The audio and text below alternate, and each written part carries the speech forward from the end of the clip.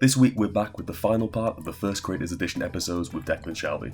We've looked at his art on Moon Knight, his writing and art on Civil War II Choosing Sides, and in this episode we're looking at his work on Injection with Warren Ellis. You're watching Strip Panel Naked, I'm Hass, and I'm going to show you some of the cool stuff lurking in the pages of some of the best comics. Injection is Shalvey and Ellis' creator-owned series for Image Comics, and a big part of what makes this series work is its character moments. So while we've looked at two action-heavy pages already, I wanted to slow it down here and see how different the approach is when you have to draw a dialogue-heavy scene without much movement. So, Dec, how does the approach change? It was more, oh crap, I've got to draw this room for a whole page.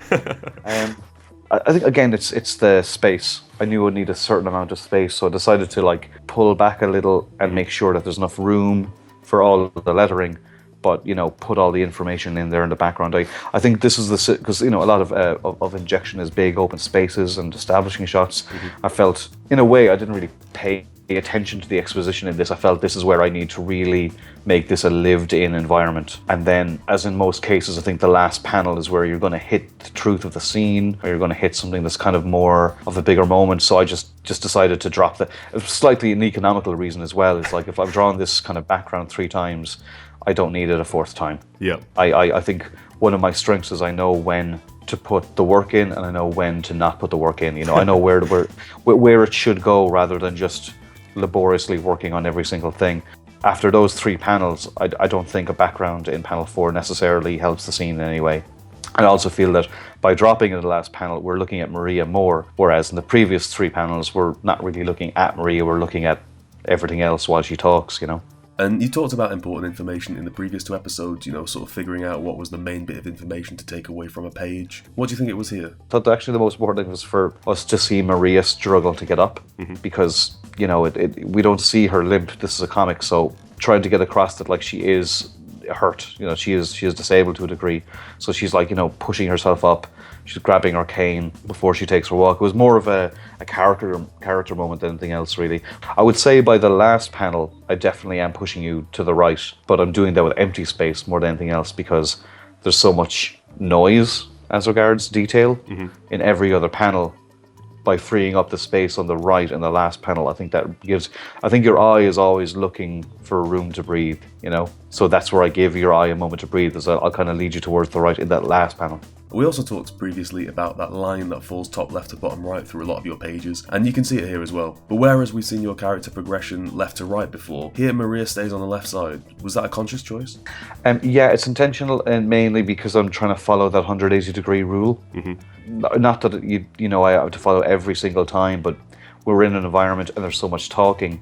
It gets difficult where your characters are standing in relation to each other and what side of the room. Our angle changes, so we're looking in front of the table, and then we move off to the left of the table to see Maria stand up, walk towards us. I felt important that we keep it clear on one side. I still think that horizontal arrow happens because it goes from the lettering, but from Maria in the top left to Maria's hand near the bottom right. I still feel like you're pointed out that direction. But compositionally, I felt it important to keep Maria clearly on one side so that we're not kind of crisscrossing our marks, for lack of a better term. And in this final panel, where the background is dropped out, there's some really nice character detail included here. You've got the tattoo, her clothing, the eyes. They all tell quite a lot about Maria. So when you get the script for that, what would the description kind of read like? On Maria, so very tired. Which is why, if you look at her eyes, she looks really tired. So I can do that. But I'm also trying to give every now and then, give a shot where they look cool. Not in a breaking panel board or jumping out at you and, splash page, but you could take that shot and say, this is Maria. You know what I mean? She's leaning, she's pointing, and she's super, super, super tired. I feel that every now and then you've got to give the reader a moment to just kind of see the character be them. God, that sounds pretentious, but I think that's what I was thinking. I think I wanted, for lack of a better term, a cool shot of Maria. Not in any way that hinders the storytelling and whatnot, but something just so we could actually see our character, see what they look like. She's clearly tired in that shot. Even though she's working, she's talking, she's explaining. But, her eyes are in bits, and that's not as clear in the previous panels because she's doing something or she's moving around. So to me, that's kind of a character moment to try and, portray something about the character, And on that point about a character, this is a medium without any actors, but still trying to portray some kind of realism to the drawn figures. So what goes into the building or understanding of these characters before you draw them? Injection took a while to get off the ground because a lot of it was just trying to figure out how these characters look and how they move and whatnot. I mean, I don't act things out myself and whatnot, but you know, I think I have actors in mind a lot of cases when I think the Tilda Swinton is basically in my mind whenever I'm drawing Maria. I don't know if that comes across at all. You know, it's not like a perfect likeness or anything like that. I don't like, you know, but I always look at her whenever I'm drawing Maria because I'm trying to, like, you know, get a certain kind of, alien isn't the right word, but like just a kind of an unusual look to her, you know. Uniqueness. Yeah, a uniqueness, you know, like, you know, she's not a babe. Yeah. No, I'm not drawing a, you know, super sexy doctor. Like, I'm trying to draw somebody. Do you know, like to say the thing about actors and models, you know, is that actors will generally be beautiful people, but models aren't necessarily beautiful. They're striking. Mm-hmm. You know, they're very unusual. They're very long necks, or they're very kind of like, you know, long arms, or very big eyes, or, you know, they look unusual. So to me, Maria is like a model in that regard, where she's unusual looking, not like conventionally hot or anything like that. I want her to kind of be striking because, you know, they're wearing normal clothes. Mm-hmm. They're not superheroes. There's no like crazy costume design. So I kind of need something about each character to kind of be a visual touchstone for me, you know? And that's an important thing in comics, clearly, is trying to understand how to visually portray an idea or a character on a page so it translates to an audience. Are there any examples of comics at the moment you're reading where you've been blown away by the visual storytelling? Well, every single fucking page of Chris Samnee's Black Widow, like, good God, every single issue of that is just phenomenal. Yeah, I think a lot of people don't realize like the amount of work that Chris is doing on that book. Not just I don't just mean the storytelling, but like he's writing it as well. Mm-hmm. But yeah, I think that every issue of Black Widow is just a visual like masterpiece. Vision is amazing.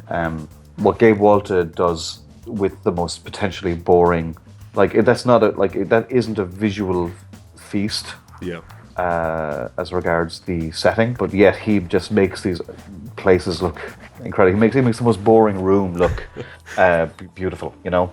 I think it was the latest issue, wasn't it? Issue 10. I think every single scene was inside their house. Yeah, and you'd never know. It's just wonderfully crafted storytelling. Yeah, Gabe Walter, what Gabe does on that book, I think is phenomenal, but most people will not even pick up on it. And we've actually covered both of those books before on episodes of Strip Panel Naked, and I've linked them both in the video description if you want to check them out. And so, as a final question, Dec, what's been helpful to understand for you in your career that you can offer as a piece of parting advice to viewers? I think knowing what you'd like to do. I mean, if you know the type of work you want to do, if you love Sopranos, do you really want to draw Spider-Man or do you want to draw a crime story? I think knowing the creator that you want to be will be great help to you down the line because it'll stop you from being distracted by things that you're not interested in.